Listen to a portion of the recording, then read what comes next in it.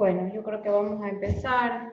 Eh, Bienvenido, padre. Muchas gracias por unirse hoy día a esta charla para orientarnos sobre la práctica. Ayer en la clase, Lorena trató los obstáculos de la meditación, los obstáculos que se pueden ir presentando en el camino, tanto a nivel físico, mental, emocional, ¿no? Entonces,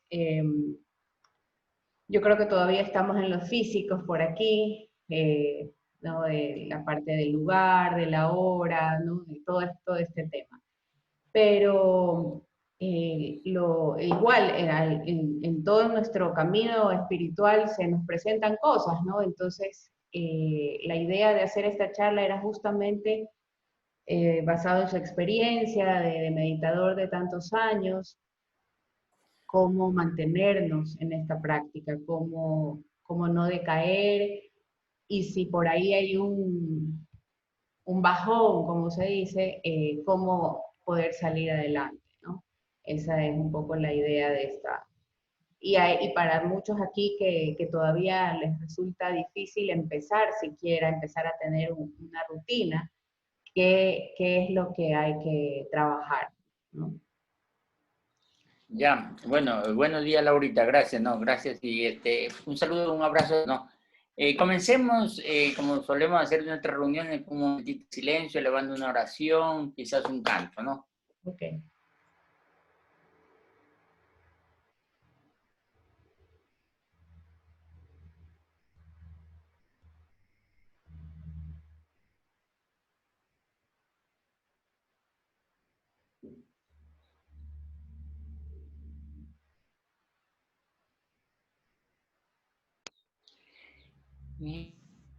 Es mi estrella polar, mi fe en ti es mi estrella polar.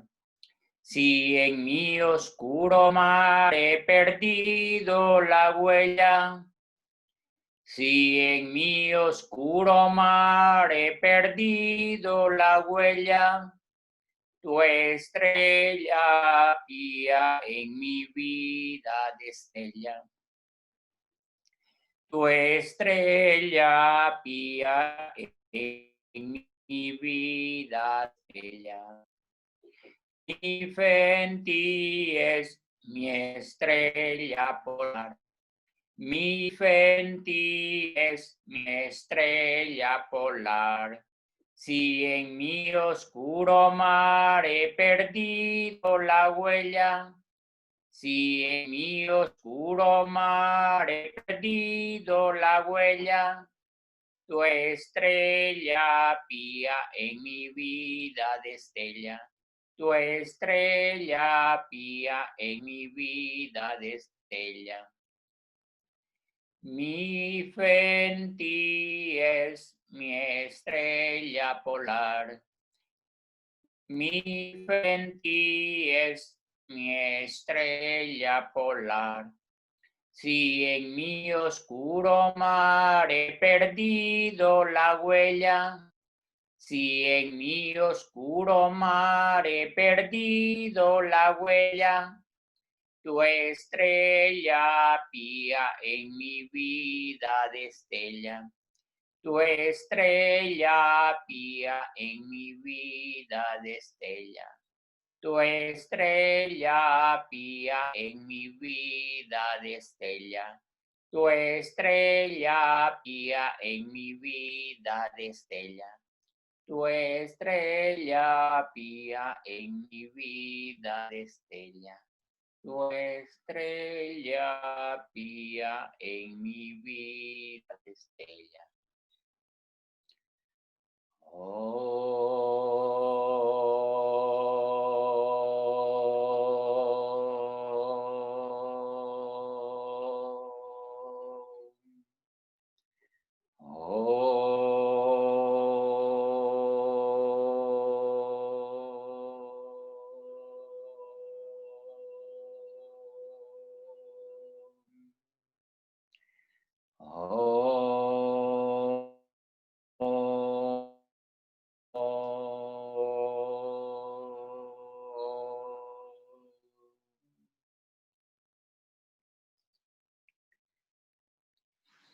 nos vamos incorporando para dar comienzo a la charlita, ¿no?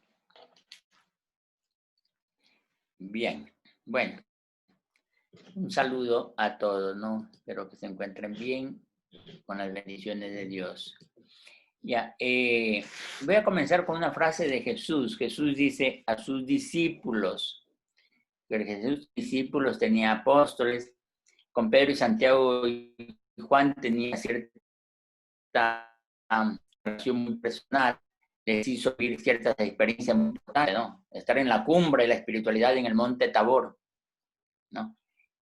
Pedro, Santiago y Juan decían, qué bonito es estarnos aquí, hagamos 3 chozas, ¿no? Una para Elías, una para Moisés, una para ti. Ni siquiera pensaban en ellos, ellos querían mantenerse en ese nivel, ¿no? Siempre arriba espiritualmente. Pero les tocó de saborear también lo otro, en el huerto de Getsemaní, la parte dura, la parte oscura, la tribulación, ¿no? Su molicie, su inercia se salió a flote. Por eso no podían acompañarle a Jesús en la oración, porque Jesús decía, velen conmigo, y ellos no. Dice el Evangelio que se dejaban dominar por el sueño. Entonces Jesús le dice una frase que es la que nos sirve de inicio en esta charlita. Oren y vigilen para que no caigan en tentación. Oren y vigilen. Pongan atención, estar alertas, vigilantes y oren para no caer en tentación. Aquí nosotros nuestra enseñanza, ¿no? El camino espiritual no es algo que se reduce a un momento, ni a un día, ni a determinado lugar, sino que realmente implica toda la vida. Evidentemente hay espacios donde uno como el científico entra en el laboratorio para hacer su trabajo,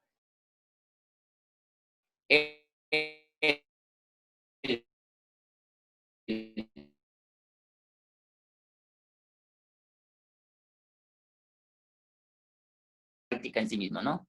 En todo caso, eso implica espiritual, sino digamos la vida espiritual en sí, ¿no?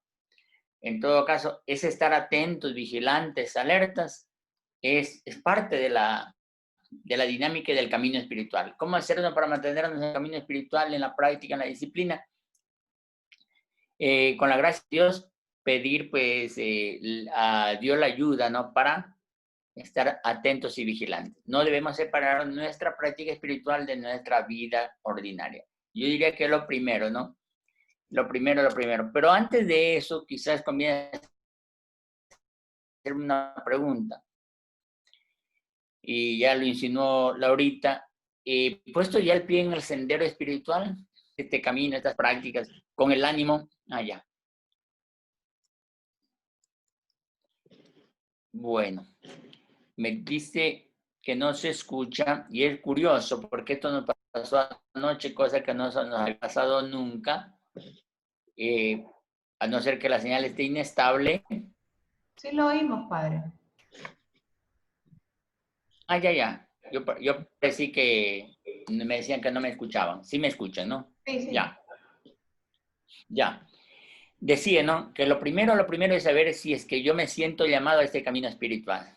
O sea, ¿es lo mío o no es lo mío? Lo primero, porque de lo contrario, ¿de qué hablamos? De mantenernos en un camino en el cual todavía no estamos. Con nosotros decir, ¿este es mi camino espiritual o no es mi camino espiritual? Claro, que hay ayudas, ¿no? También decía Laurita que ustedes han abierto la parte emocional, la parte física, la parte mental. Hay que tener en cuenta que somos una unidad. Nosotros dividimos las cosas para entendernos, pero lo espiritual, lo físico, lo emocional están trenzados, digamos, no son cosas separadas. Lo uno es el reflejo de lo otro, nada más. Y no solo eso, sino nuestro entorno y nuestras circunstancias son reflejo también de nosotros. Nosotros creamos nuestro entorno. Los obstáculos y las limitaciones también son lo que nosotros vamos creando. Cuando uno dice, es que no puedo en estas circunstancias practicar meditación, no puedo en estas circunstancias dedicarme a las cosas espirituales. Bueno, pues esas circunstancias las hemos creado nosotros. Nunca hay que mirar afuera, el otro tiene la culpa y cosas por el estilo. No, porque eso es lo que nos corresponde. Entonces, quizá cuando nosotros vemos afuera que el entorno es difícil, ahí ya tenemos que hacer un esfuerzo de voluntad.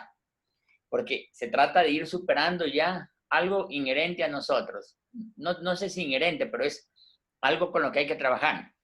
Entonces, hasta que vamos creando, cuando una persona medita y dedica tiempo, por ejemplo, a la meditación, la misma meditación, el trabajo de la meditación hace que esto vaya influyendo en nuestra vida, en nuestro entorno, en nuestras relaciones, para favorecer el espacio idóneo para nuestras prácticas, el lugar idóneo, el tiempo idóneo, ¿me entienden?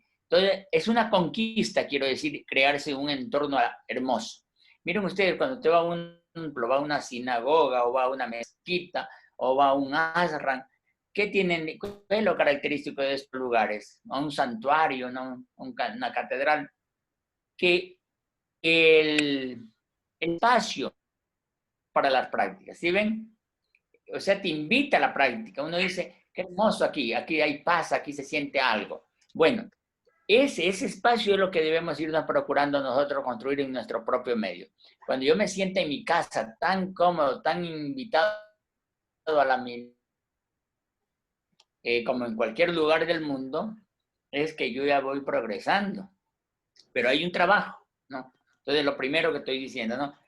Ese entorno, tomar conciencia. Lo primerito es tomar conciencia en qué punto estoy, ¿no? ¿Cuál es mi situación? Física, emocional, mental, estoy confundido, estoy con ira, estoy con resentimiento, estoy con miedo, con preocupaciones, quizás con ansiedad, depresión.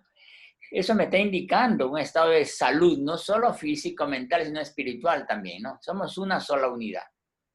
¿Qué tenemos? ¿Desesperar? No. No, pedir ayuda a Dios. Y ser sinceros. Ahí está también la humildad, es de reconocer y digamos, a corregir lo que hay que corregir, ¿no?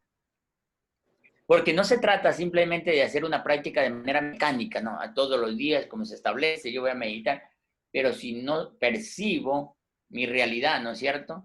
Entonces debo ser consciente de ese estado. Bien, eso es lo primero, ¿no? En el camino espiritual realmente hay muchas ayudas, muchísimas, sería imposible enumerar. Yo comencé esta reunión con un canto, mi fe en ti es mi estrella polar. Por ejemplo, en el Evangelio uno encuentra la fe, y la fe implica voluntad, ¿no? Implica radicalidad. Nos ahorraría mucho trabajo. Si uno se pone en manos de Dios, es lo primero. O sea, testarudamente, que colapse el mundo, que hablen, ¿me entiendes? Te quieren dar la espalda al mundo entero, pero tú, con tal de que no te dé Dios la espalda. Eso es fe. Mi estrella polar, si en mi oscuro mar he perdido la huella, tu estrella pía ilumina mi camino, ¿no es cierto? En mi vida destella y lo ilumina. Si uno tuviera esa fe de los grandes hombres, de los grandes santos, sabios, místicos, yogis, otro sería el cantar, pues. No estuviéramos atribulados, preocupados, ni siquiera mal genio, porque esa es la bendición de estas personas. Entonces, ¿qué debemos hacer? Al menos leerlos. Cuando uno lee a Vivekananda, uno también pues se exalta a estos yogis o cualquiera de nuestros santos, ¿no? En todo caso, fortalecer esa fe. Con el paso del tiempo, esa fe también pues ya uno ya va siendo parte natural de nuestra en la medida que vamos viviendo y pasando y progresando. Pero es una manera bellísima. Por ejemplo, esto es lo que llaman en los yogis el Nani Yoga, ¿no? El Vedanta. Ellos usan su poder mental, pues, su fuerza de voluntad, su discernimiento, y punto. Ellos dicen, nada es esencial en este mundo, solo Dios. Así de sencillo, solo Dios. Y esto lo pueden decir de una manera o de otra, porque Yogananda dice lo mismo de manera dulce, pero al fin de cuentas lo mismo. Cuando uno tiene claro que primero es Dios, segundo Dios y tercero Dios, no hay ningún problema. O los problemas se minimizan. Decía el padre Dávila, bueno, no me adelanto, después más bien. En todo caso, miren, un requisito importante, la fe. Lo dice Jesús. Todo el evangelio está penetrado de esto, pero esa fe no es una fe del todo ciega, como se cree, ¿no? Es una fe radical, pero es una fe porque responde a una visión interior también, a una pequeña luz. Esa fe también es fruto de la meditación, hay que decirlo, ¿no? La meditación es como cuando tú frotas dos piedritas, ¿no? Y un momento determinado produce una chispa, pero esa chispa puede producir un incendio y incendiar todo el bosque. Entonces, la fe es ese trabajo, aunque no sientas la respuesta al principio, aunque aparentemente no estás haciendo nada, no estás consiguiendo, tú dices, no, yo he hecho un compromiso conmigo, yo voy a preocuparme por mí, voy a construir mi vida espiritual y tengo esta disciplina física, esta disciplina mental, ya sea emocional, cognitiva, y esta disciplina espiritual. En todo caso, es la fe. Ay, que no estoy progresando. Es la fe la que te hace mantener allí, ¿no? Bien. De todo esto se pudiera hablar bastante, ¿no? Pero yo trato de transmitir las ideas básicas que debemos nosotros. Ahora, ¿cómo alimentar esa fe? Bueno, una es meditando. Yo leo aquí este librito de Paramahansa Yogananda, Susurro de Eternidad. Usted coge una oración de él, ¿no? Cualquier oración. ¿Qué hace? Enseguida eleva la conciencia. Enseguida te eleva la conciencia. Uno lo puede explicar de muchas maneras, pero una oración te lo dice de manera sintética, como en píldora, todo. Entonces uno, cuando son oraciones que vienen pues de hombres de esta naturaleza. Entonces, esto uno después ya no necesita tanto el libro, ¿me entiende? Porque ya uno va teniendo esa conciencia dentro de sí. Eso es poco a poco. Pero mientras tanto, apoyémonos en hombres de esa madurez espiritual, de los grandes maestros, de los grandes santos, para alimentarnos. Es como mantener viva la llama de la fe. Entonces, estos hombres con sus oraciones, con sus mensajes, es como un fuelle, ¿no? Soplando ahí que no se apague la llamita. ¿Sí? Dese cuenta usted, eso es sumamente importante. Y eso que le voy a decir es importante. Todos los grandes maestros, no importa cuán avanzado seas tú, cuando tú estás junto a personas devotas o a maestros realizados o hombres buenos, tú te elevas la conciencia. Por ejemplo, Ramakrishna, él dice que debe tener una cuarta imagen de los maestros, de los santos, porque eso solo mirarles te eleva la conciencia. Lo mismo leerles a ellos. Yo no, por ejemplo, supongamos que usted no tiene la foto de alguien, pero tiene una oración, hacerla nuestra, ¿no? Entonces, esa fe se alimenta de muchas maneras. Una puede ser en base, como digo, la fuerza de voluntad, la determinación. El Nani Yoga, ¿no? El hombre que Dios y va a la raíz. Otros en base a este contacto, ya sea físico, a través de su escrito, a través de las imágenes de hombres. Por ejemplo, yo veo a uno de estos místicos, por ejemplo, Vivekananda. Yo lo veo y enseguida como flecha me levanta la cabeza, ¿entiendes? No, es que solo están tan que su cuerpo refleja, su rostro refleja. En unos casos el valor, en otros casos la fuerza, en otros casos la generosidad, la bondad, la comprensión, la compasión, la sabiduría. Eso representan estos hombres de Dios, ¿no? Así que no hay detrás de esto una especie de idolatría, como creen algunos entender, no. Se miran, ven la pureza, ¿no? Por ejemplo, un Yogananda te invita a la pureza, la Virgen. Otros te invitan al silencio, a la paz. En todo caso, uno debe estar en contacto. De hecho, uno de los niyamas es la lectura y el estudio de los shastras, de los libros sagrados, ¿no? Que al fin y al cabo nos transmiten eso. Lo que sucede es que nosotros, el camino espiritual, en general digo, ¿no?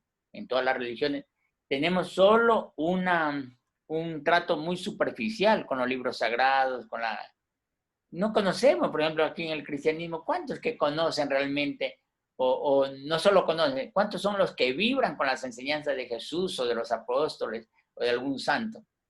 Ni leemos, ni sabemos que San Agustín escribió unas confesiones o que Teresa del Niño Jesús escribió una historia de un alma, o que Teresa de Ávila escribió Camino de Perfección, que al fin y al cabo, si nosotros leyéramos, nos vamos a encontrar con nuestra propia historia, con nuestra búsqueda.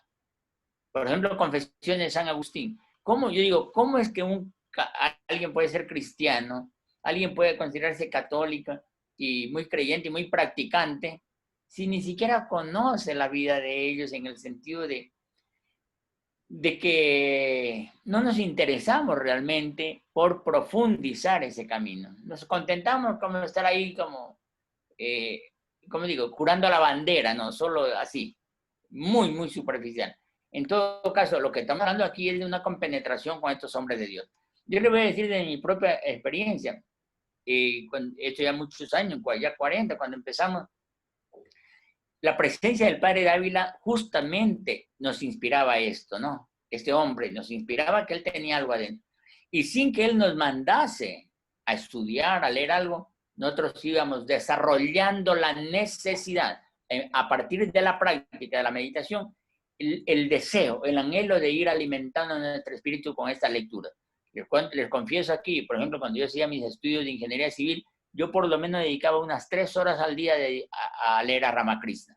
Y a veces en medio de las clases, atrás, con una parte de mi conciencia entendía, yo ya sabía por dónde iba la materia, así que me distraía y seguía con mi lectura. Entonces, eso me ayudó a mí muchísimo, muchísimo. Si quieren sostener la práctica espiritual, uno debe estar avivando el fuego de la fe, del anhelo, de la devoción, ¿no? No esperar que sea el domingo para la misa o Navidad o Semana Santa. Así no se funciona esto. En todo caso, ¿qué sucede? Que aún en esa época, estoy hablando de hace 40 años, los primeros meses, años, sin darme cuenta, después de leer a estos místicos que no hacían otra cosa que hablar de Dios, pero con un entusiasmo, con una alegría, de una manera tan práctica, me vi sumergido leyendo también a estos místicos cristianos nuestros, que no los conocíamos, imaginen, no los conocíamos, una Teresa de Ávila, un San Agustín, San Francisco de Asís, y descubrí la misma belleza, la misma belleza. O sea, para nosotros, les soy sincero, los místicos nuestros son tan desconocidos como los místicos de Oriente, en general. No hacemos, pero cuando uno encuentra la sabiduría en uno, lo encuentra también en el otro. En todo caso, el anhelo, la fe, se alimenta de...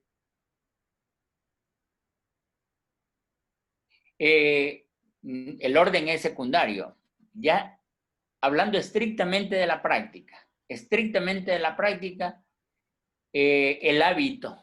El maestro busca de su discípulo, ya sea motivándolo, anhelando. Lo primero, lo único que busca al principio es que el discípulo haga un hábito de sus prácticas intensas espirituales ya, que él mismo ha decidido llevar a cabo. Por ejemplo, la meditación, su rutina de ejercicios. En todo caso, el ser respetuoso de ese horario, de esa duración que nosotros mismos hemos establecido, es clave. A nosotros nos puede resultar fácil. O supongamos que dejamos de meditar y uno dice, no hay problema, ya estuve cansado, pero he hecho alguna cosa ya. Pero al principio uno no puede dar ese lujo. No puede darse el lujo de un día descuidar, porque al día siguiente le va a costar el doble. Y se descuida 2, 3 días, le va a costar el triple. Yo viví eso los primeros 6 meses. Y yo recuerdo, yo comencé esto en septiembre y me quedé impresionado en septiembre del 82. Empecé, y cuando yo empecé a practicar me sorprendió de ver cuán fácilmente me conecté. Pero yo creí que esto era para todos. Y yo iba volando, sentí enseguida. Pero el 1 de enero del siguiente año, del 83, yo ya no medité. Ese enero yo habré meditado unos 10 días y era casi me vence. Tuve que hacer un redoble. Más me ha pasado eso, pero yo hice me pasó algo que se me escapaba.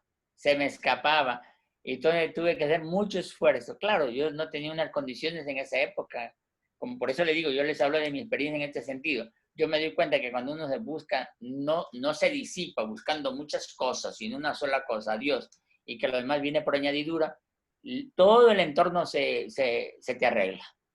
Cuando tú te distraes y empiezas a creer que las cosas de Dios son como un arete que uno lo lleva un día o otro día, no, o el vestidito para lucirte, ahí estamos equivocados. Cuando nosotros sabemos que las cosas de Dios son como la comida o el aire que respiramos, o sea, esencial, en todo caso, ahí se camina rapidísimo. El resto viene solo, todo se acomoda. No digo que sin problemas, sin dificultades, no, sí, pero bien, se arregla.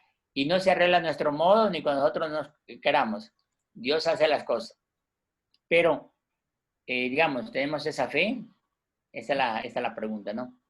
En todo caso, evidentemente nos solo, sino mis amigos, mis hermanos espirituales, teníamos la suerte de estar juntos, o sea, acompañándonos, y teníamos un guía con el que nos escribía sus mensajes de Semana Santa, de Navidad, y nos animaba. No, estamos en la línea, en la vía correcta, vamos, y retomábamos, ¿no? Eso es lo importante de un grupo espiritual, ¿no? Eso es y de un guía también que transmita esa vivencia, pues al fin y al cabo son vivencias, nadie da lo que no tiene, ¿no? En todo caso, eso teníamos la suerte nosotros, y por eso pude perseverar en mi caso.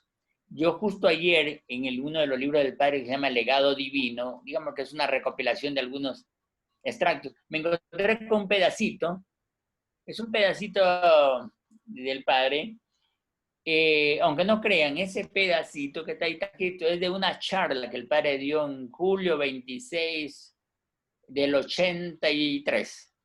Para mí fue dominante. Fui el único que grabé esa charla. Así que ese extracto allí es de un cassette que yo mismo grabé, que a mí me salvó la vida. Pero ese cassette me lo ponía aquí todos los días durante un mes, porque ando y no progreso. Y sin practicar está mejor que yo. Es más lindo, es más bello, más exitoso, todo le funciona y no practica. Y es más armonioso. Yo soy un desastre y eso que practico meditación. El camino tiene esas tentaciones. ¿Por qué sin practicar es tan maravilloso? Todos son percepciones distorsionadas de la verdad. Uno no debe compararse a nadie, nunca con nadie, porque es un error tremendo. Yo veía gente, y a quienes sigo admirando hasta ahorita, después de 40 años, muy bellas, pero ellos no necesitaban un camino como el nuestro, porque su vida era armoniosa. Y yo decía, con tanta práctica, mi persona,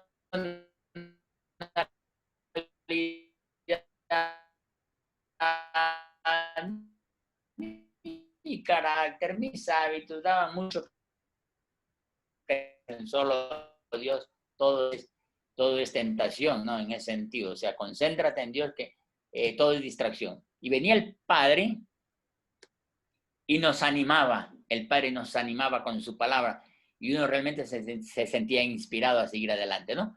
Bueno, miren cómo le estamos hablando un poco de diferentes cosas, pero a la vez de lo mismo, porque al fin y al cabo el Padre nos animaba, el anhelo, la fe era su palabra, era su influencia, pero también era su comprensión, nos comprendía, también era el hecho de que nosotros, al estar animados por él, y que él decía siempre adelante, decía, ¿no? Tú dices, mire, yo leía, es caer, dice en el camino, ¿no? Detenerte, pero eso no es una derrota. Puedes caer incluso en el sendero espiritual, pero eso no es una derrota. Dice, el quedarte, dice, ahí, tirado, no levantarte, eso es una derrota. Y nos animaba. Cuando escuchaba esa palabra de un hombre tan respetable, tan serio, es que nosotros decíamos, vamos adelante. Porque las cosas al principio que uno tiene que pulir, en mi caso al menos, eran cosas gruesas, toscas, torpes. En todo caso, ¿me entienden? Yo necesitaba esa palabra. Y qué hermoso encontrar allí, entonces uno debe escuchar a alguien que vive aquello que dice. Entonces, si supongamos que la vida no nos ha puesto en el entorno personas así, para eso están los libros sagrados, para eso están los libros de los hombres de Dios. La palabra de ellos pervive en los libros. O sea, se siente su vibración y su fuerza. Cuando uno lee una palabra que tiene contundencia, te va a levantar, te sostiene y te ayuda. Bien. Decía que una de las ayudas fundamentales es hacer el hábito. ¿Por qué? Porque nosotros no podemos separar la parte física y espiritual de la parte psicológica. Tenemos una estructura mental. Este cerebro es realmente un misterio. Tenemos una parte el cerebro cumple dos funciones. Una de las funciones son cognitivas, por ejemplo, aprender, ¿no es cierto? Aprender, monitorearse a sí mismo, planificar, sintetizar, criticar, hacer juicios, todo esto, observar, analizar, todo esto, la parte cognitiva. Pero en el cerebro, y no solo en el cerebro, sino en todo el sistema nervioso regado por el cuerpo, están las emociones. A veces uno cree, dice, no es físico, es emocional. La gente no sabe que las emociones es algo físico. Usted coge un libro de neurociencia, a cualquier experto de emociones, las emociones se gestan e inician en el cuerpo, en el sistema nervioso. de manera especial aquí nervioso sistema entérico, se llama, parte del sistema nervioso autónomo. Entonces las vísceras están conectadas. Por eso tú sientes una sensación de desagrado. Enseguida tu mente produce una sensación también en relación a esa emoción y se retroalimenta. Por eso la importancia de la gimnasia. Y no es cualquier cosita, se habla de la bailoterapia, de esta cosita, de todas maneras, no tengo ni idea cuánto significa. Hay neurocientíficos, hay en estas charlas TEDx, creo que se llama, encuentran hablar a neurocientíficos, hablar de las emociones. Estoy hablando de gente que ha hecho las investigaciones. ¿Cuánto más, digo yo, si un ejercicio físico te sirve tanto, cuánto más un ejercicio consciente como el yoga para la parte emocional? Y entonces debemos integrar, ¿no es cierto? Debemos integrar. Entonces el hábito tiene que ser integral también, de hacer, aunque sea 20 minutos, más aún si no estoy acostumbrado a mover el cuerpo. Para quien no tiene ejercicio, digamos, tiempo para ejercicio, créame que trapear en la casa le sirve igualmente, ¿no? Tiene que moverse o barrer. Son ejercicios. Al fin y al cabo el tai chi no son sino imitaciones de movimientos que se hacen en lo cotidiano, pero más despacio y más consciente. Lo mismo pasa con la parte mental. La parte mental, yo digo el cerebro. No tenemos una parte cognitiva y una parte emocional. También están conectadas. Hay un principio, ¿no? En psicología se llama, en la terapia racional emotiva. Piensa bien, siéntete bien. Si uno piensa mal, se siente mal. Yo pienso, ¿me entiendes? Nuestra percepción es increíble. Mucho de nuestro sufrimiento se tiene como base conceptos cerrados. Conceptos, estamos sacando una consecuencia de un principio errado. No. Por ejemplo, yo soy inútil, puedo decir. Entonces me siento mal, soy inútil. Yo no soy una persona muy carismática, me siento con el complejo. Pero la percepción es errada, absolutamente errada. O yo soy una persona muy chiquita, ¿me entiendes? Mi piel no es bonita y esas cosas, y en todo caso la gente no me mira con mucho cariño. Hay un principio, y eso es terrible, porque, vean, si nosotros ya nos dijera desde niño que somos una joya, porque la somos, nunca tuviéramos una emoción distorsionada de nosotros mismos. Y para eso se medita, porque en la meditación no solo nos convencemos de que somos una joya, un diamante, luz, paz, sino que lo sentimos.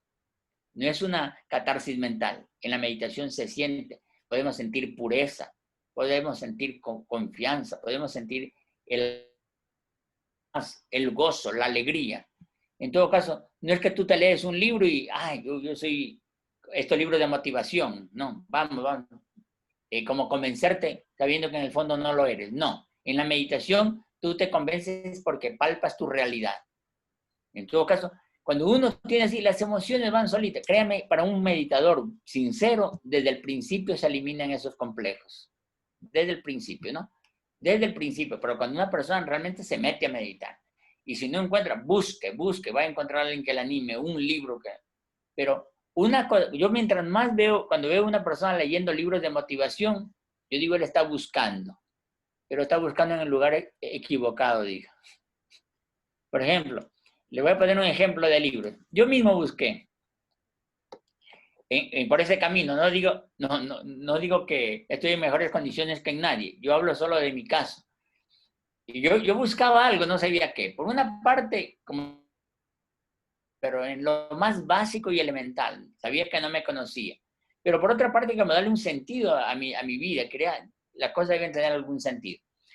Y me leía libros, miren, observen ustedes los títulos que me leían. Y no eran cualquiera, porque Norman Vincent Peale es uno de los grandes motivadores y pensadores. Es un pastor protestante, es autor de libros como Pensamiento tenaz para jóvenes. Tú crees que si puedes, si crees que puedes. Había otro sobre algo sobre Jesús también, ¿no? De Michael Poe, sacerdote jesuita. Había un libro precioso, se llamaba Triunfo. Me lo leí. Estaba muy bien escrito. El vendedor más grande del mundo de Og Mandino. Justo cuando yo estaba con ese libro, conocí en la escuela del padre Dávila y tuve que abandonarlo después de leer el primer pergamino de los 10, ya que iba en el segundo pergamino, bien, porque hay que leerlo durante un mes. Pero ya lo abandoné porque me encontré con otra cosa más preciosa, pero de manera más espontánea y natural, ya le voy a hablar. Después me leí otro, Las claves del éxito, eso sí no me recuerdo de quién, Valores humanos, de por ahí, y una serie de cosas. Y tal vez se me escapan algunos. Se me escapa el principal, pues no. Tus zonas erróneas, del Dr. Dyer. Es un clásico para los que andan buscando psicólogo. Entonces yo cuando veo, ¿qué sucede? Estos libros no es que están mal escritos, no es que no digan lo correcto. Lo que sucede es que no te dan la clave. No te dan la clave. No te dicen cómo cambiar. Te dicen que hay que cambiar, que es bonito, para que tú puedes, ¿verdad que no puedes? Lánzate ahí, pero no te dan el paracaídas. Tú no te botas, ¿me entiendes? Lánzate, sin miedo. Y cuando yo leí La llave de tu reino, del padre de Ávila, las cosas cambian. En todo caso, el padre de Ávila me dio unas herramientas. Siéntate bien, endereza la columna, cierra los ojos, mira el entrecejo. Y ahí dice, repite, Om So, tú y yo somos uno. El mantra. Estas son la concentración y la meditación para conseguir eso. Fue impresionante. Fue impresionante. Cuando ya uno medita, no tiene que estar lidiando con cada preocupación, cada problema, cada cosa que no le guste decir. Nada, vas a la raíz. Esa es la belleza de esto. Vas a la raíz. ¿Me entiendes? Los malos hábitos, no digo todos, algunos se te quedan, los más sutiles, los más... Ya depende de ti mismo, ¿no? Hasta dónde quieres progresar. Pero los malos hábitos, no se diga los complejos, los miedos, se van solos. Es como van a buscar otro lugar que aquí ya no se encuentran cómodos. Pero no es que tú estás peleando contra eso, simplemente tú meditas y entras en un estado de interiorización a ti mismo, ¿no? Puede ser un obstáculo, pero la práctica espiritual es tierra todo, desde la parte física, la parte emocional, la meditación. Miren, Paramahansa Yogananda tiene un librito pequeño que se llama Afirmaciones científicas para la curación. A través de estas repeticiones, para el que todavía no tiene práctica en la meditación, o a través de estas oraciones de Yogananda, podemos leer ahorita algunas, son oraciones, primero, escritas de un estado de conciencia elevado. Segundo, estas oraciones son una especie de afirmación. Bien dicha, empieza a elevar nuestra conciencia y a cambiar nuestros patrones de pensamiento de aquellos errados a aquellos luminosos.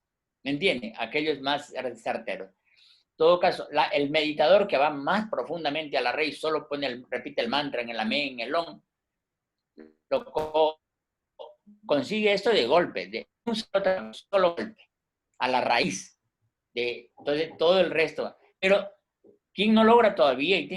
Yo mismo, yo leo esto porque es como mantener arriba. Si tú estás arriba, tú lees a Yogananda, unas 2, 3, tú te mantienes, ¿no? Después con la práctica ya tú creas tu ambiente, tú mismo estás motivado. Y empiezas incluso a hacer inspiración para los demás. Y esto es increíble, ¿no? Como Dios va haciendo, sin darte cuenta. Tú eres como una plantita al principio, chiquita, así como un brotecito que hay que cuidar que nada aplaste. Después, cuando crece, se hace un árbol. Los mismos que podían haberte aplastado vienen a cobijarse en tu sombra, porque has hecho un árbol frondoso.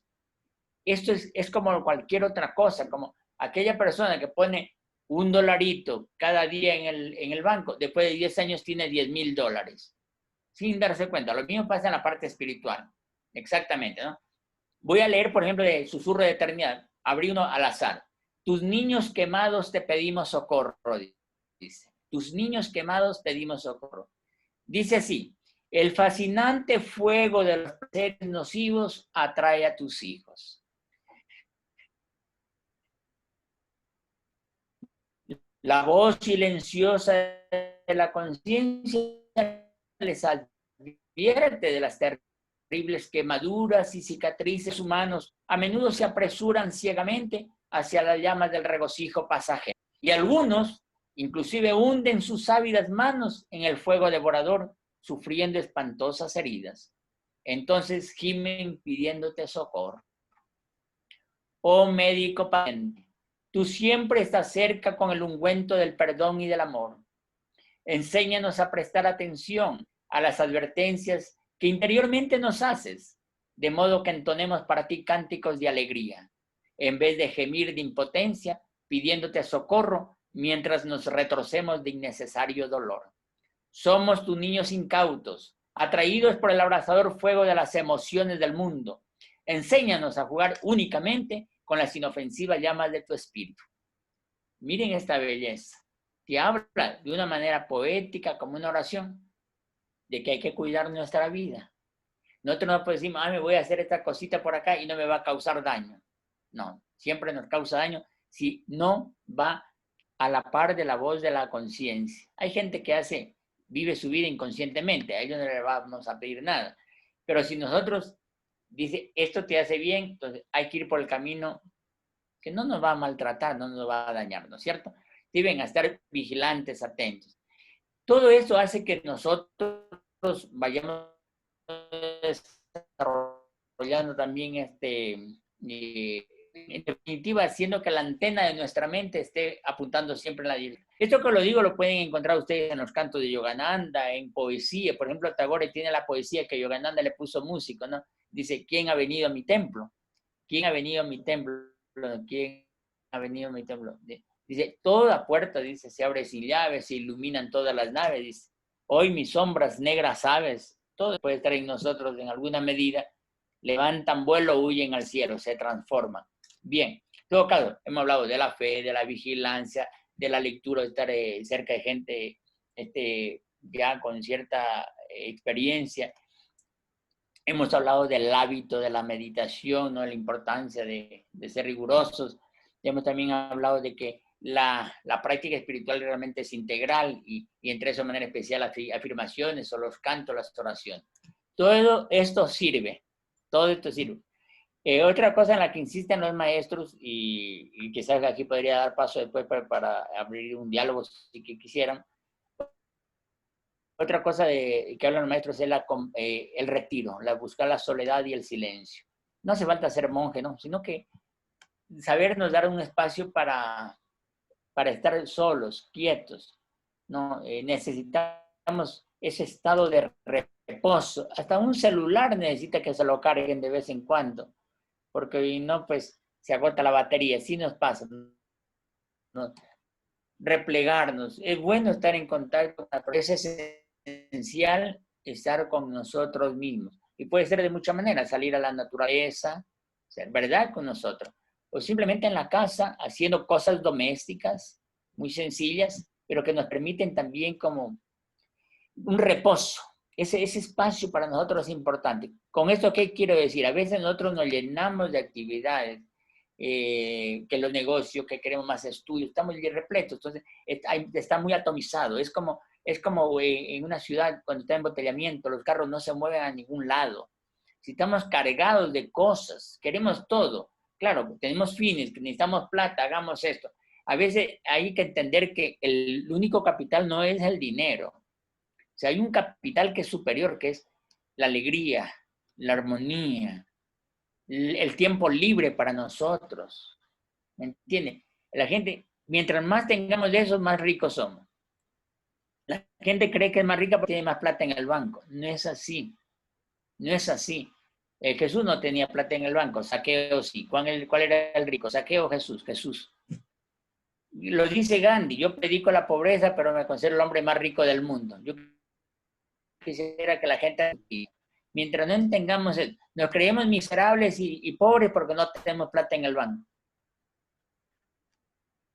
Ese es un problema de la verdadera miseria y pobreza es la de no tener tiempo libre para nosotros. Esa es la verdadera pobreza. Entonces, no midamos nuestra riqueza por las cosas materiales, porque quien se siente pobre materialmente anda que cambia su tiempo precioso por plata. O sea, parecía una paradoja es esto. Ustedes pueden ver gente rica y en la televisión asoman muchos, que pueden tener mucha plata, pero no se los ve alegres ni realizados. No, no se los ve así. Un equilibrio necesitamos. Esto le digo por experiencia. Yo mismo he sacrificado muchas actividades en ese sentido porque porque digo, mi tiempo es precioso.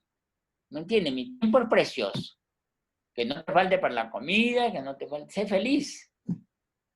Eso es. Y que la plata te asegura. La plata no asegura la salud ni nada. Es más, a veces se la lleva, ¿no? Entonces, en caso, un equilibrio necesitamos en el trabajo, ¿no?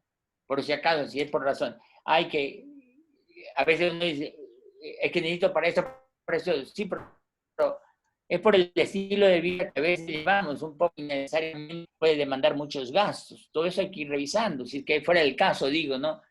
Bendito sea el que en ese sentido no tiene necesidades mayores, pero una vida sencilla, digna, es suficiente. Sobre todo, si es que es para pagar con nuestra vida, no vale la pena, ¿me entiendes? Y yo con esto termino. Me viene la palabra ahorita de Mujica, que anda con un carrito desde hace 30 años, y ella tiene más de 80, dice que no lo va a cambiar, porque si le duró 30, que le dure otros 20, en caso que él dure 20 años más.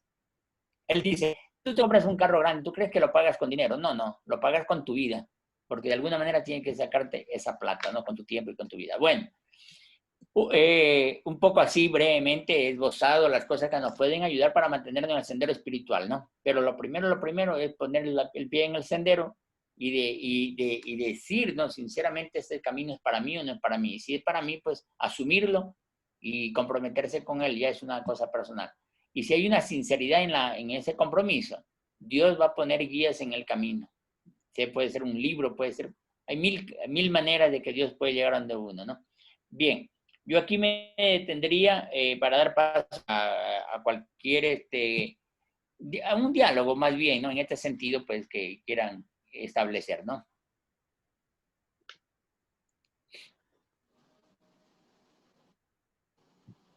Hola, ¿Cómo le va? De padre. nuevo por aquí. Hola, buenos días. Buenos días, Buenos días, padre. Patricia. ¿Cómo está? Bueno, Bien, siempre bien, bien. agradeciéndole sus palabras porque es una forma de siempre reubicarnos dónde debemos estar o qué debemos hacer. Sin embargo, mientras usted ha estado conversando y dialogando con nosotros, de mi manera personal, ha significado un reconstruir mi vida, porque es un dejar muchas cosas, es un apartarse, primero desde el hogar, ¿verdad? Porque a veces el hogar eh, bueno, nos miran un tanto como son otras cosas, pues, sin embargo, ha sido un proceso largo, y el llegar a aprender a meditar es como cuando uno... Entonces yo lo comparé, cuando usted decía esas palabras, yo lo comparé cuando yo les digo a mis niños que tienen que aprender a hacer sus cosas de una manera independiente. Sin embargo, esto ha sido un proceso en el cual que yo creo que llegué al yoga y llegué donde Lauri, y, y es como que si las cosas hubieran estado separadas, es decir, yoga por aquí, otra bolita por allá de meditar, otra bolita por acá de relajación, y me ha tomado un tiempo de poderlas unir y saber que las tres están unidas y las tres van concatenadas y que las tres nos llevan hacia un fin, que es la meditación en sí y este encuentro con el Señor. Pienso que todos los que llegamos por el yoga, realmente nuestra búsqueda es mayor. Lo que se torna es difícil en hacer los cambios, en aceptar y afrontar, porque también tenemos que afrontar dentro de nuestra familia ciertas cosas. Pero gracias a Dios que estoy en el camino y gracias a Dios que siento que esta meditación, y usted lo dice en un libro, creo que es la India mística, la oración silenciosa, pues se me había enseñado y por mucho de hablar y decir, y Señor, dame esto, y Señor, mira que estoy así. Hoy ya no me acerco así. Es decir, voy a ese silencio y el Señor me siente que estoy cargada de X, Y o Z, y después salgo renovada. Es decir, ya no he dicho nada, pero salgo limpia, salgo renovada. Entonces, es difícil, es una lucha realmente, y es una lucha diaria, ¿no? Y el dejar nos cuesta, dejar cosas nos cuesta. Cuando yo digo salgo de mi oasis, ¿no? Donde salgo limpia, salgo de deseo de vida, con una nueva deseo de lucha, con nuevas recargadas, ¿no? Y esto ha sido un proceso y seguirá en este proceso, pienso que no termina nunca. En estas charlas como la suya, en las que siento que podemos dar un pasito más cada vez. Y yo le quería agradecer, Padre, porque a través de sus libros y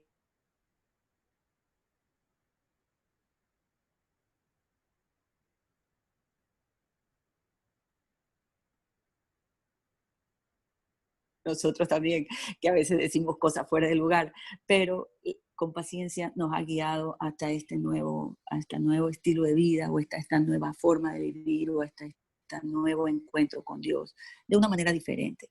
Así que gracias, Padre, quería compartir eso como un testimonio de lo que ha significado todo este proceso, y cada charla, cada encuentro, para avanzar en la meditación. Gracias, Patricia. Gracias, que bueno, Dios le siga bendiciendo, acompañando en ese proceso. Lo importante es la sinceridad con la cual está caminando, ¿no? Y en cuanto a problemas, hasta el último día de la vida, lo que sucede es que cada vez tendremos más destreza para afrontarlo, pero que la vida es eso, la vida es eso, para eso venimos a este mundo, para crecer, para progresar, y eso hay obstáculos. Cada uno está lidiando con su propia, digamos, situación. Es verdad que cuando uno ya progresa, ya se va purificando de ciertas cosas, se van aligerando esas cosas y puede concentrarse en cosas más nobles, más elevadas. En fin, el camino lo hace Dios. Lo importante es ponernos en las manos de Él, ¿no? Y estar en el sendero. Y uno va... Esto yo recuerdo, ahorita que respondo, que hace unos 30 años que vino, él refería justamente esto, de que siempre habrán problemas. Lo mismo dice Vivekananda. Pero una persona que está meditador, esos problemas son más o menos como las olas de un mar en la cual tú estás surfeando, ¿no? Una vez que sabes surfear, no importa si esa ola es pequeña, grande, ¿no? Es parte de la dinámica de la vida, pero siempre se está progresando. Incluso llega a decir Vivekananda en su libro El Raja Yoga. Yo recomiendo todo lo que es de Vivekananda que lo lean. Él dice que mientras más progresa, como que parece que esos problemas se presentan más al instante, más seguidito, ¿no? Los superando, ¿no? Nadie está exento de ello, ¿no? En todo caso, lo importante es, digamos, ser sincero, ir caminando y progresando y no cometer errores, porque a veces uno mismo se crea los obstáculos. De eso hay que liberarnos. Uno mete la pata, como se dice. Yo cuando digo, al menos me analizo a mí, yo digo, yo no tengo enemigos, yo no tengo ni un enemigo. El único enemigo mío he sido yo mismo. Yo tengo, no sé si será una bendición, una cosa, yo no tengo motivos para reclamarle a nadie nada. Porque yo tengo la culpa, siempre digo, ¿me entiendes? A mí me ayuda muchísimo eso porque, además porque es verdad. Entonces uno tiene, como depende de uno, en buena hora, no depende del otro mi felicidad, porque yo soy el responsable. Eso es algo que aprendí, eso es lo bonito. Es algo que aprendí aquí, ¿sí sabes? Que la felicidad no está hacia afuera, la felicidad está dentro de mí. Y claro, eso es algo que al principio no lo entendía. No, por supuesto. Y eso cambió mi perspectiva de mirar todo y de ver las cosas. Entonces ahora trato de ser yo mismo ¿cómo se dice? La causante o propiciadora de mi propia felicidad. Fantástico. Y por eso lo de mi entorno, porque tengo mi familia, tengo mis hijos, tengo esto, entonces trato de ser así, ¿no? Sí, y eso es algo que aprendí, aquí, en este tiempo. Maravilloso. Bien, Patricia, pues. No sé Gracias, si alguien padre. más quiere comentar. A usted también. ¿Alguien más quiera comentar? ¿Quién? A ver. Ya, cualquier cosa pues quieran agregar. A ver. Aprovechen a hacer preguntas, yo les dije. Sí. ¿Verdad? Claro, si están contentos, Sí. no hace falta preguntar. Pero, por ejemplo, revisar la práctica, ¿no? Cómo estoy meditando, perseverar, todo eso es importante, ¿no? Ya tienen a la que les acompaña. Sí. Cada meditación debe ser nueva, novedosa, no puede ser la misma. Cada meditación es una bendición. Si no es un renovado gozo, como dice Yogananda, no estamos caminando. La meditación, ¿quién entendió que la meditación es el lugar idóneo de donde podemos extraer toda la riqueza para nuestra vida? Entendió lo que es meditar. De ahí deriva todo. No hay nada que buscar afuera. De ahí deriva todo. Entonces, eso requiere una meditación profunda, porque en la meditación profunda no es que estamos con nosotros mismos, estamos abiertos realmente a esa fuente de bendiciones que es Dios y que va más allá de lo que nos podemos imaginar. Cuando la persona, mientras más progresa, más rápido sigue progresando. Al que más tiene, más se le dará, dice Jesús. Y al que no tiene, hasta eso que tiene se le quitará. Es una frase muy importante. Mientras más crecemos, más rápido seguimos creciendo, a la manera exponencial, así. En todo caso, y es mucho, uno no sabe todo lo que puede significar para la vida de uno, para la vida de los demás. El que nosotros crezcamos espiritualmente. No estaría de más ya como un complemento. Ahora, los maestros no nos dan estas recomendaciones. Como yo digo, el padre David a mí nunca me encaminó esto, sino que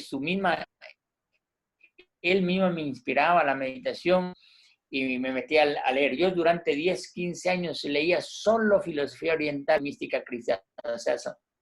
Pero yo me di cuenta después que me estaba limitando y empecé a expandir mis horizontes de conocimientos, de interés, digamos, más que de conocimiento, de interés.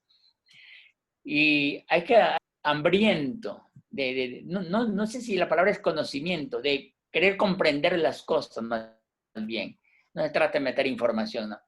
En todo caso, Dios por todos lados nos está hablando a través del arte, la música, nos está hablando a través de la poesía, de la literatura, a través de la física, de la matemática, de la técnica. O sea, todo viene a ayudar nos va enriqueciendo. Entonces, por ejemplo, hay ciencias sociales como la economía. Por ejemplo, me he leído el libro de Mohamed Yunus. ¿Cómo no te va a hacer crecer leerle a un hombre tan inteligente, tan creativo y tan generoso? Mohamed Yunus, Premio Nobel de Literatura de la Paz 2006. Economista. Entonces yo cuando leí el libro El banquero de los pobres, me di cuenta que era un libro espiritual, pero cristalizado, porque a él le movía la compasión, la solidaridad, la generosidad, el amor. Es evangelio práctico. Entonces, cuando tú te lees El banquero de los pobres, estás leyendo el evangelio, pero hecho en acción. Cuando me leía, por ejemplo, Charles Dickens, léanle Charles Dickens, tú ves, por ejemplo, Oliver Twist o Tiempos Difíciles, tú estás aprendiendo psicología, estás aprendiendo literatura, pero estás aprendiendo también yoga, meditación. En todo caso, y así, cuando tú empiezas a estudiar ahorita la física actual, es pura contemplación, básicamente, porque los físicos teóricos ven el mundo en geometrías no regulares, las clásicas, en geometrías de las más disparatadas. Todo, y luego lo ponen en fórmula, pero en el fondo hay una contemplación de querer desentrañar la obra, esta belleza que la vemos, el poeta ve belleza. Los grandes físicos de ahora, el poeta ve qué lindo el cielo, el azulito, la planta verde y el pajarito que trina. Y en cambio un físico está mirando ahí unas cuerdas trillón de veces más chiquitas que los electrones, que son las que vibran así, y en el fondo lo que hay es vibraciones, cuerdas vibrantes, música.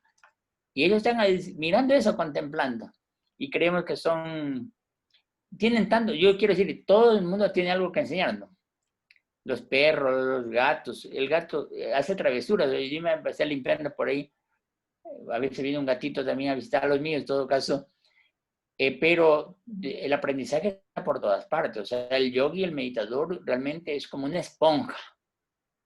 De todo rinconcito de la casa vas chupando algo, ¿no? Entonces, yo he aprendido mucho, imagínense, en un hospital donde hay sufrimiento y dolor, quizás es mi principal escuela, después de la meditación o junto con la meditación es mi principal escuela. Entonces, ahí derribé muchos mitos, por ejemplo, ¿no? Muchos mitos, porque ¿cómo puede ser que sea el lugar donde más vida hay y puede ser un lugar donde hay tanto dolor? Para una paradoja. Bueno, yo a eso les invito, un camino espiritual, por favor, es estar abierto a todo, a todo, a todo. Hasta la última persona tiene algo que enseñarte a ti. Eso es una belleza. O sea, en este camino debemos ser discípulos, cada vez más discípulos. A mí me atormentaría llegar a ser alguna vez maestro, porque sería terrible eso, ¿no? Ahí dejaría de vivir. Ser aprendiz, como decía, bueno, muchos dicen esta frase, y yo le entiendo al menos, hay algo que me gusta más que enseñar, desaprender.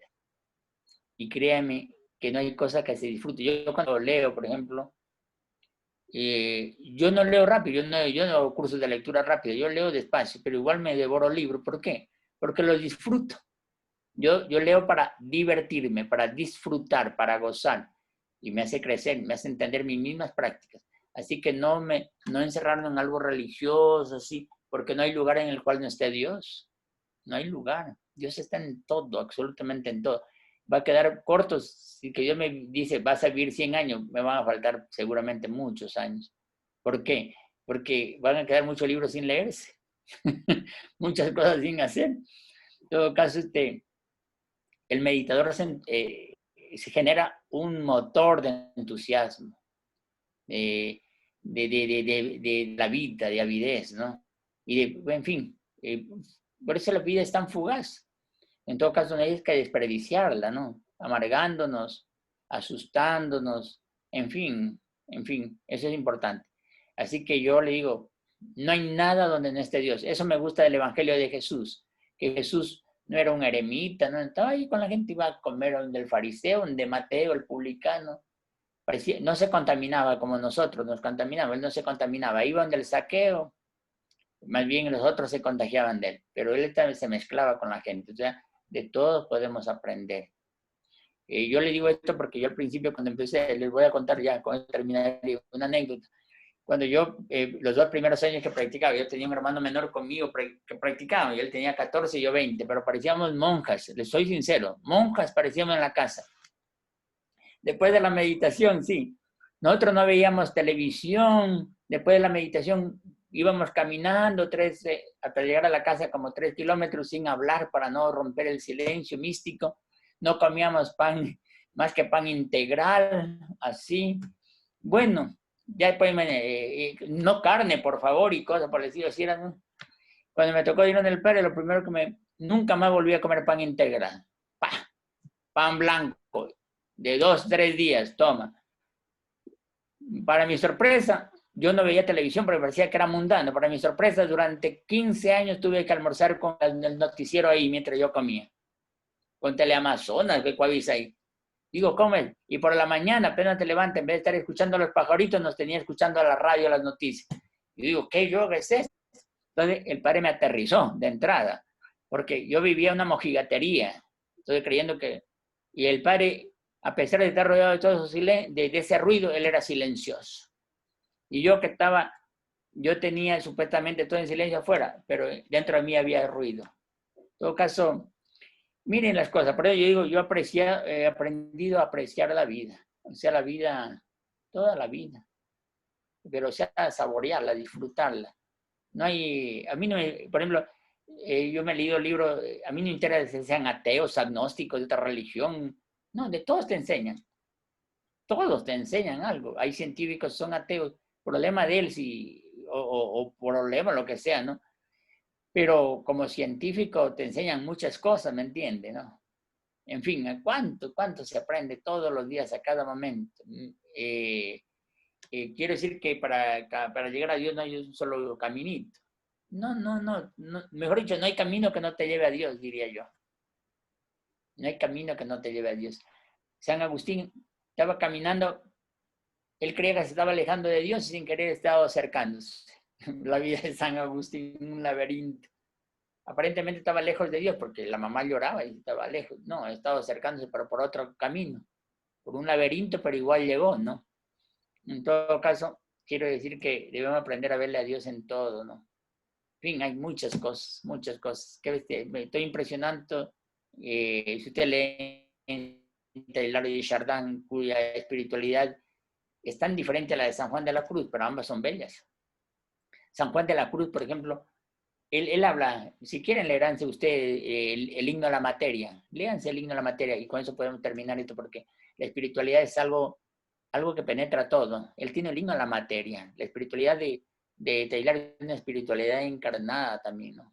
El himno a la materia, parece una locura eso, ¿no?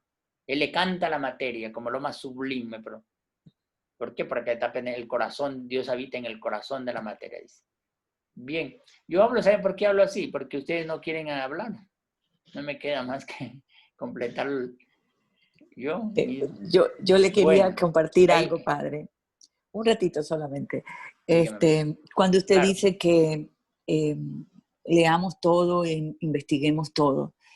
Yo no soy católica, yo soy evangélica y aprendí que eh, se llama eso ecumenismo, ¿no? Claro, claro. Y pues se nos enseñó que el ecumenismo no podía ser, ¿ya? No podía yo aceptar el ecumenismo. Ya. Y entonces ha sido un volver a aprender, ¿no?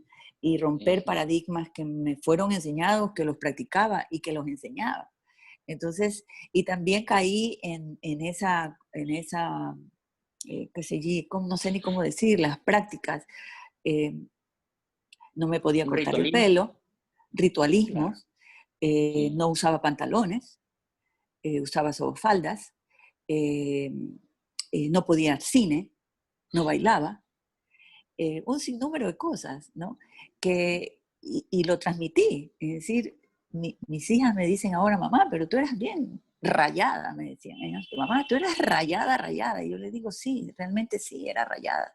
Entonces, caí en ese fanatismo, pero pertenecí de una manera muy intensa, Sincera. sincera, intensa y muy profunda en esa. Cuando comencé a escuchar acá, entonces fue como que se chocaba conmigo un sinnúmero uy, estoy siendo hereje, uy, estoy faltando a la palabra, uy, entonces Claro. es un Un romper que me choque. ha costado, un choque, y enfrentarlo con personas con las cuales yo enseñé otra cosa. Entonces, ha sido diferente, me ha costado a mí a veces mantenerlo en silencio porque yo misma no estaba lista de enfrentarlo con las personas a las cuales yo había enseñado. Entonces, ha Claro. sido un proceso en mí personalmente bastante duro, ¿no? Y con mi esposo también ha sido una situación difícil, de que él me acepte la manera de hacer las cosas hoy, de la forma que yo pienso y la forma que yo actúo y lo que practico. Entonces, pues yo me encerraba en el baño para meditar, porque no quería que mi esposo lo supiera. Entonces, hoy ya tengo mi espacio, pero me ha costado tiempo. Mis hijas me comprenden, mis hijas me entienden, hemos hablado con ellas, yo he hablado con ellas, y ellas ahí es que me dicen, mamá, es que tú te ibas a la banda, mamá, y tú eras, pero rayada, rayada, rayada. Entonces, eh, en ese caso, sí sí ha sido para mí un cambio de dejar viejas estructuras, crear nuevas, y digamos, entender que no estoy pecando, que esa es la Por cosa supuesto. que a uno la mata, ¿verdad? Uy, no estoy pecando, estoy haciendo las cosas mal.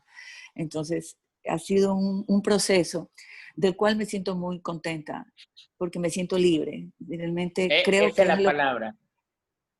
Esa es me la siento palabra, libre, libre. Esa es libre. la palabra.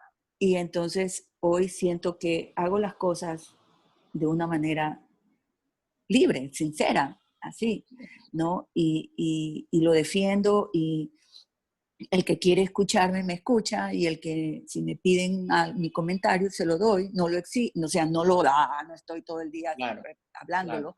pero cuando se me dice, alguien dice, ¿estás haciendo yoga? Sí, yo estoy haciendo yoga. ¿Y cómo así? Entonces, comparto lo que puedo compartir, pero eh, es maravilloso, y esto debió haberse enseñado hace mucho tiempo, y yo lo venía buscando de casi 20 años, cuando yo tenía 20 años, y hoy tengo 65, ¿no? Entonces han pasado mucho tiempo, y yo lo comentaba una vez con Laura, y yo decía, pero yo debía haber aprendido antes esto. No era el tiempo, quizás no era el Sí, tiempo, sí. no era el momento, no estaba Pero lista, ¿no? Y bueno, esa es, y hoy tengo mi oasis, que yo le llamo mi oasis. Ese es mi oasis donde yo me voy a tomar agua, a tomar sol, o a tomar sombra, lo que sea. Ese es mi oasis.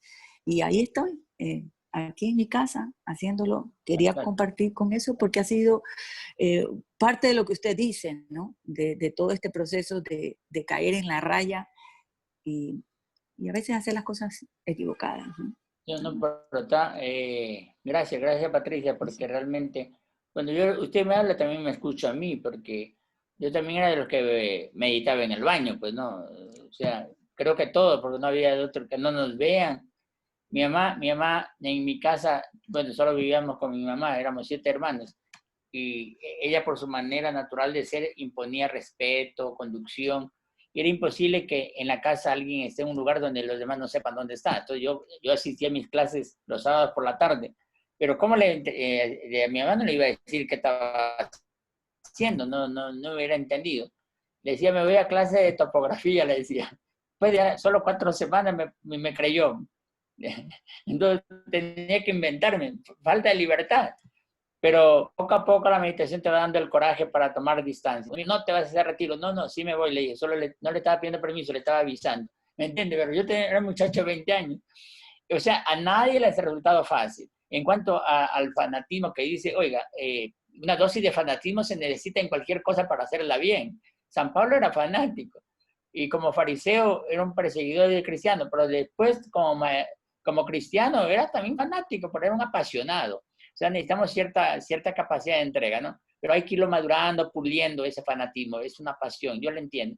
Así que lo que le va a usted, lo importante es que esté en el sendero y que siga perseverando. Pero ese oasis tiene que ir creciendo, creciendo hasta que el mundo entero sea un oasis.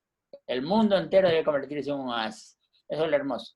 Pero bueno, miren lo bonito, usted está compartiendo, nosotros lo escuchamos y nos reconocemos en eso. Pero claro, cada uno con su propia dinamismo, pero a la hora es lo mismo. A la hora es lo mismo. Lo importante es en el sendero. Y usted ha encontrado un camino, un espacio y también un entorno de las personas también con las cuales crecer, ¿no? Y bueno, y cuando yo le escucho a usted, por ejemplo, cuando yo trabajo en un hospital, como le decía, 15 años he estado ahí.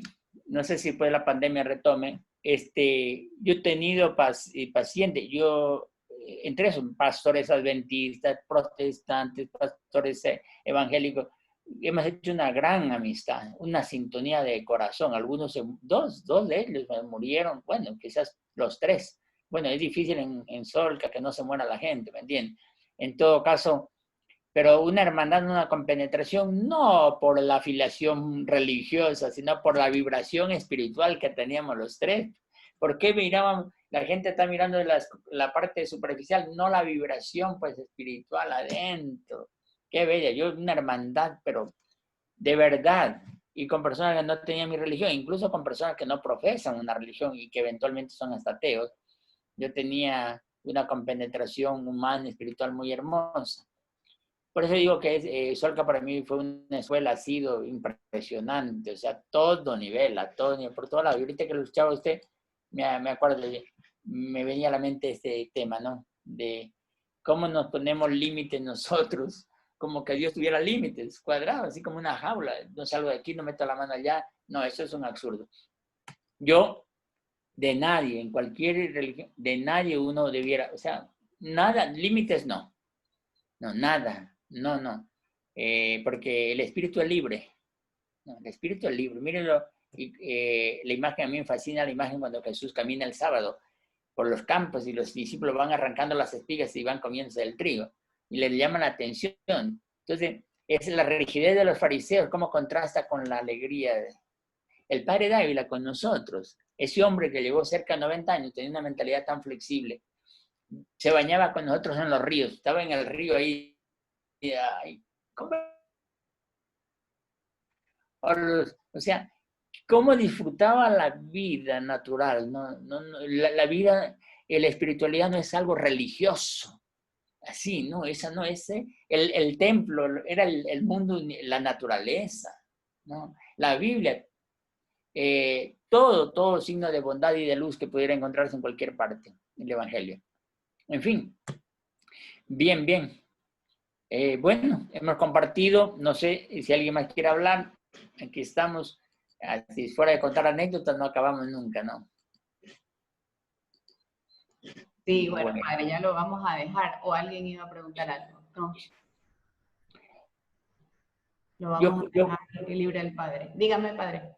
No, yo justamente en el libro que estoy ya terminado, bueno, hay que dedicarle tiempo a...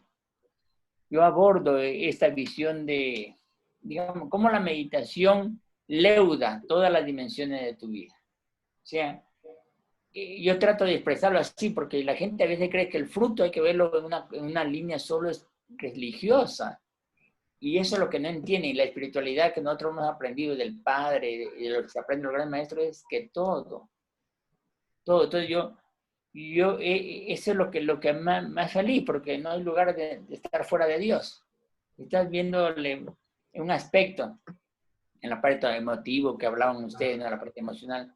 Justamente veo el fruto en la parte emocional, la veo en la parte cognitiva, en la parte humana, ¿no? En la parte espiritual, en la parte del disfrutar la vida, ¿no? En todo. Es por eso que yo esta manera de reflexión la veo tan presente, ¿no? Que cada uno la puede expresar de una manera diferente, pero está presente en todos los maestros espirituales, ¿no? Perfecto.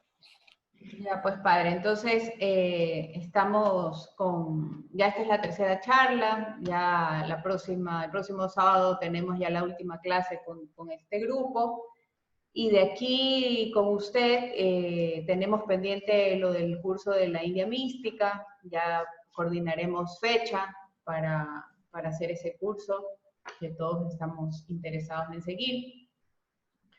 Bueno, entonces los dejamos. De acuerdo. Cerramos.